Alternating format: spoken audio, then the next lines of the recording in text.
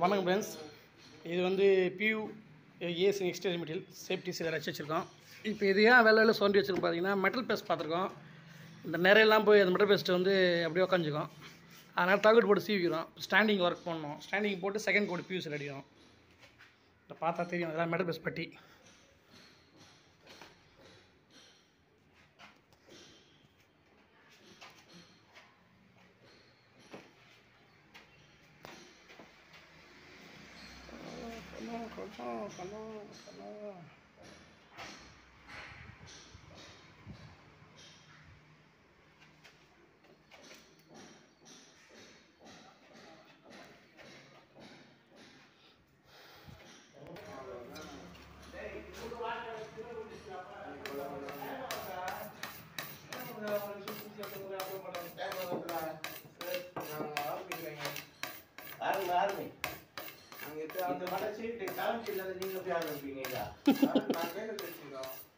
காலிலாம் cones கையில் தேய்ச்சினேன், current தான் போட்டு வேண்டாம்.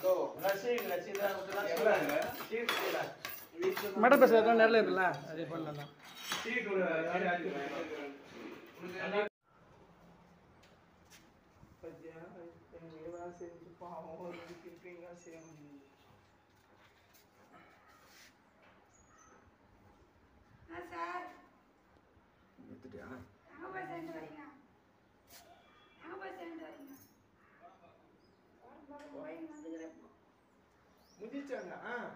பின்னாடி எப்படி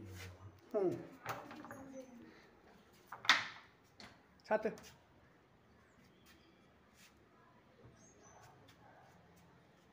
வந்தானுங்கன்னா சாயந்தரம் பாப்பானுங்க போது ஓடுங்குது.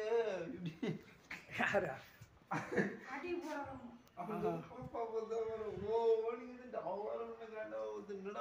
ஓடுங்குது பெயிண்ட் அடிச்சுன்னு வச்சுக்கோ, வீடு எப்படி தான் போயிடும்ப்பா. பெயிண்ட் அடிக்கல, தலைவாசல் மெயின் சொல்லி தான் காசு நிற்குமா? எவ்வளோ ஓடி சம்பாதிச்சாலும் பார்த்துட்டு நிற்க. இதெல்லாம் வாசல் சுத்தமாக இருந்தாக்கா தெய்வம் நிற்கும். இனிமே இதெல்லாம் சம்பாதிச்சா நிற்கும் தான். மெயின் வாசல் இது மாதிரி இது பண்ணா இது முன்னாடி சொல்ல ஒரு ரூபாய் நிற்கலண்ணா. ஏன்னா அதுக்கு முன்னாடி எதுவுமே நிற்கல. அப்போனா என்ன அர்த்தம்? இது சரி பண்ணாதனால தானா?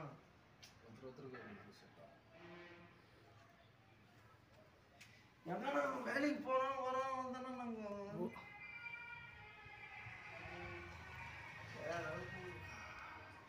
கை குடும்பத்தை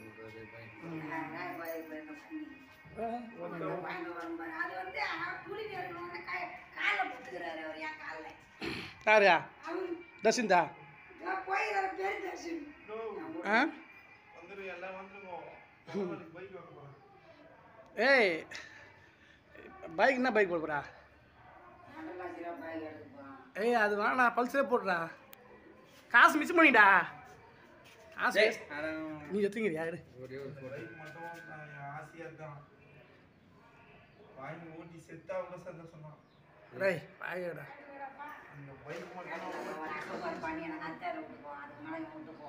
மூணு நேரம் விட்டு பண்ணனா வீடு எல்லாமே எல்லாம் வச்சுக்க போறேன்.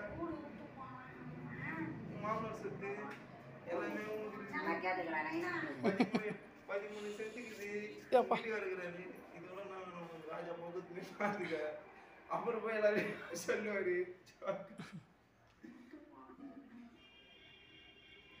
அவர் நம்பிலாம் விட்டுலாம் போக மாட்டான். நீ என்ன விட்டு போயிடாது அவர் நம்பி. ஒரே போட்டோ பாய் நான் எடுத்துன்னு போறேன். தள்ளிக்கிறாரே ஒரே போட்டோ ஃபுல் போட்டோ எடுத்துன்னு போறேன்.